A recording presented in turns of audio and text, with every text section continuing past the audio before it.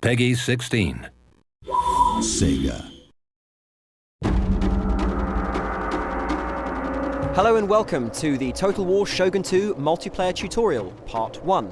I'm Kieran Brigden, the Studio Communications Manager for Creative Assembly. Today we're going to have a look at the new multiplayer system in Shogun 2. Here I'm creating my online avatar, Nature's Fury. I'm now choosing my Mon, or clan banner, which will be seen in all of my battles. And now selecting a colour for that banner so as I can be distinctive amongst all the other online gamers out there. You can see I've chosen a petal motif with a dark green. I'm also going to choose a starting region which affects the online campaign map we can see here. This is different to the game's single player campaign map and indeed the multiplayer campaign map. Now we can see here that I have a number of different options. I have my avatar right there. I also have my navy. I can drag this into the surrounding regions, which I can invade, and should I win my subsequent battle, go ahead and unlock the bonus that gives me.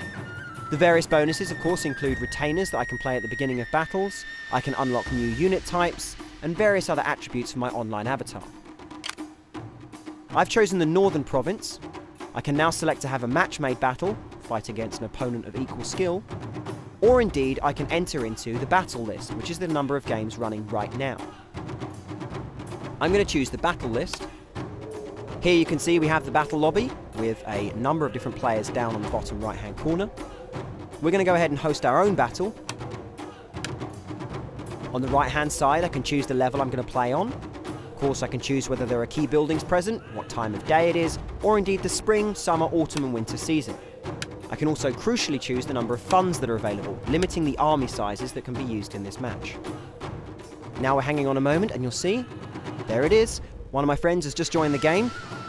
We're having a little chat in the box below. Of course, talking about all the world issues and all the deep intellectual needs of the moment, such as hello, have fun. We're going to go ahead and choose our armies now.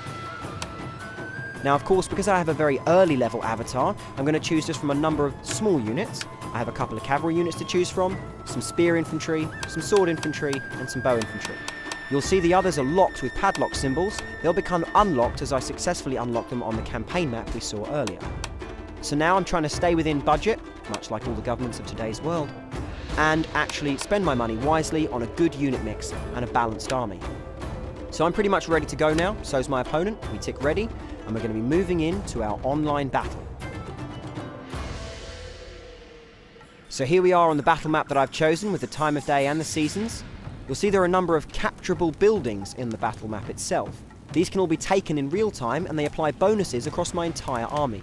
The symbol above the building will give you an idea of what that bonus is. Some give you archery bonuses, others for melee combat, and some still will give other bonuses across the entire army. You should choose what you capture carefully. After an initial setup phase, we go ahead and engage. As the battle begins, I move my ranged units forward into a very good forward position and fire down upon the prone gunpowder units of my opponent. Although he has stronger weaponry, I have a better position. And, with a well-timed arrow volley, followed by a horse charge, I destroy his flank and roll up his low-level army.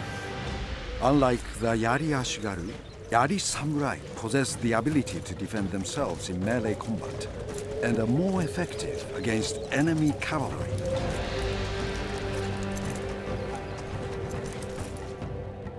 So having unlocked that new unit type, I've also gained myself a rank and a new veteran unit that I will name the Spitting Cobras, in line of course with my Nature's Fury tag. We've gained a couple of points of XP and of course unlocked some special bonuses due to the way that we fought the battle. If we have a look at the unit statistics, we can see how many of my men killed how many of theirs, always important to know. And of course, we can go back to that online campaign map now and see that I've conquered the northern region, hence unlocking the unit we saw earlier. I can now of course choose to go into any of the surrounding regions. But first, time for a little dress up. Here I can modify various different aspects of my avatar a little bit, but I'm going to spend some skills on the skill tree. The General is a persistent character that you own. We can unlock various different skills and abilities, all of them affecting different aspects of combat. Here I've chosen the Bow Mastery tree, enabling the bow and of course extra bow damage. And now of course I'm going to mess around with the avatar, personalise him some, based on some of the new items and attributes that I've unlocked in my previous battles. It's always important to have a spiffing hat as part of your attire, very much as it is the source of your general's power on the map. Of course, now you can see we're choosing a variety of different waistcoats, hats, and various different bits and pieces to personalise my general and the way he looks. I'm hyperventilating slightly because I've sped it up for you. We're also choosing a nice green shade to go with my Nature's Fury name, and again make sure that I look a little bit individual on the grand field battle. Aesthetics are very important, don't you know? And here we have just the first part of the multiplayer trailer. Join us next time for more information!